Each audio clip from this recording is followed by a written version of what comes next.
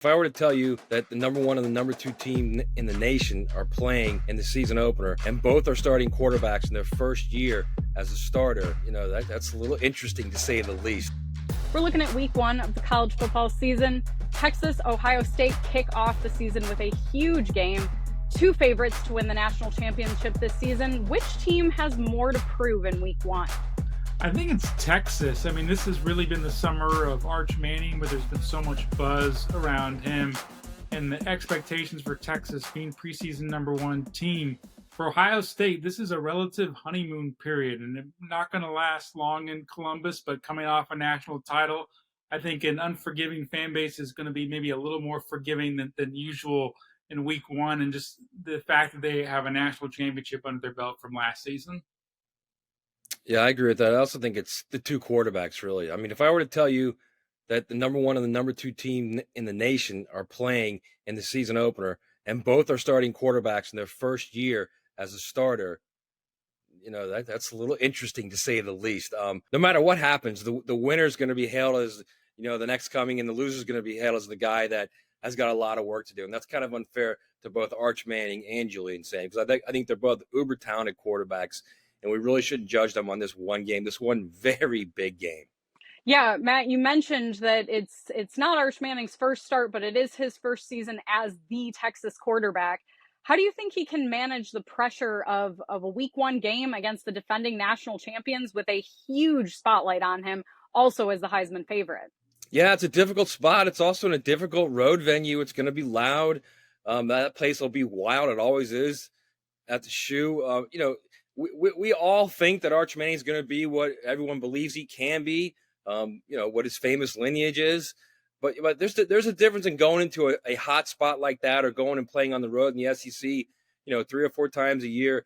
That's a little bit different. So I'm very interested to see what he can do when it's the third quarter, the fourth quarter, and it's third and make a play, and he's got to make a play, and the place is going crazy.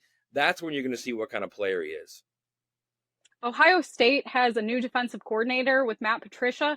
Joey, how do you think his defense is going to translate to the college game this year? I think what Ohio State looks like defensively with Matt Patricia as the new defensive coordinator is a little bit of a mystery, because he has never coached in college since he was a graduate assistant at Syracuse in the early 2000s. And in the NFL with the Patriots, so much of what they did under Bill Belichick depended on who the opponent was, and they were multiple. And when he came in, Ryan Day was clear that he wants Matt Patricia to run the Ohio State defense, and what they did the past few years under Jim Knowles, which was predominantly a 4-2-5 base defense that would occasionally bring pressure. But the Patriots ran some odd man fronts and some different type of stuff. So how that all mixes together, I think, remains to be seen, and is going to be an interesting development. Is how much does Ohio State look like what it did under Jim Knowles, or how much do they implement new ideas under Matt Patricia? I think week one will certainly tell us something, but they're going to have different looks for Texas maybe than they run all year. So that's, I think, one of the more unknown parts of just the makeover that they've had with Matt Patricia. Yeah, I mean, just to add on to that, Michelle, defense is defense, and Matt Patricia's clearly shown he has the chops. I think it's more about personnel at Ohio State. Like, how do those young guys, those inexperienced guys, play in the moment? I mean, team me up perfectly, because in addition to national champions last year, Ohio State finished the season with the best overall defense, including in scoring defense, held teams to fewer than 13 points a game. Joey, how do you think the Buckeyes can maintain that level of defense, or can they, with a relatively inexperienced crew after the NFL draft this year? They have a defense that certainly lost a lot of personnel. Even Larry Johnson, who has coached college football for decades, a longtime defensive line coach at Penn State before he came to Ohio State over a decade ago, he remarked that he's never had to replace 4 starting defensive linemen in one offseason. And that's the challenge. The transfer portal does help in this era. They were able to bring in Bo Atkinson, a transfer defensive end from North Carolina, so you can patch some holes better than you could in past years. But they're going to rely on a lot of guys who stuck around in Columbus as backups in the previous few years. Kenyatta Jackson at defensive end, Arbel Reese as a linebacker, Jermaine Matthews as a cornerback. They do have pieces who played significant snaps in the playoff, but you don't have those stalwarts, those names people are probably familiar with, like Jack Sawyer and JT Tuimoloau. So many of those guys left. And of course, it would be I should mention they do have Caleb Downs as returning starter, and they are going to probably move him around even more to try to help out a defense that is really inexperienced relative to what they've had in the past. Yeah, I think to what Joey said, it's really big stars yet. Um, it's clear they're one of the top three most talented teams in the country, the roster. So you've got a lot of talented guys that have waited their time, that have gotten significant plays in the last couple of years.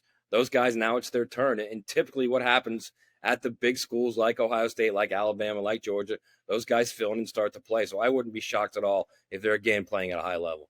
Looking at it from the Texas perspective, Matt, how do you think the Longhorns can prepare Arch Manning and the rest of the team for an Ohio State defense that they haven't seen yet, don't have very much game film to go off of? How do you manage that? Yeah, I mean, I think you look at what Matt Patricia's defenses have done in the NFL, and again, it's like I said earlier, a lot of defense is defense, and you know what you're going to see. It's just a matter of when you see it and how it's mixed. How much zone they play, how much man they play, how much hot stuff they do. So, I mean, you can kind of game plan as much as you can from what he did in the NFL, but until you get to the actual season and the actual games of college football, it's going to be difficult for any opponent to deal with that. And I think it's not just the Ohio State defense. I think it's the Ohio State offense as well, because Texas' defensive front is a lot like Ohio State's, completely rebuilt. So there's a lot going on in that game, more than just the quarterbacks. But unfortunately, that's where we are right now. We all focus on the quarterbacks. Texas versus Ohio State in week 1. Who wins and why? I think it's a coin toss game, but ultimately, I think a few things probably favor Ohio State. One, it's at home, familiar surrounding. I think the horseshoe will be loud and will give Ohio State a home field advantage. But also, you look at the Texas offensive line, I think, is really trying to replace a lot of starters. Ohio State's a little more experienced on the offensive line. And so if you're trying to figure out how this heavyweight prize fight tilts, I mean, I think I'm going to go with the team that probably is a little more secure up front. And right now, it feels like Ohio State, especially when you have two really new starting quarterbacks coming in with Arch Manning and Julian Sand. I will say this. I think Joey makes some good points. I think it's really critical that Texas went up to Michigan and played that game, played really well and won that game. And a couple years ago, and they kind of got the feeling of, okay, yeah, this is how it's done, or last year, I should say. So I think you look at that. I think they have that idea of what it takes to go on the road and win a big game right out of the gate. I think Texas is going to find a way some way in the fourth quarter. I'm not sure it's going to be so much about Arch Manning as it is going to be about just slowing down the Ohio State offense.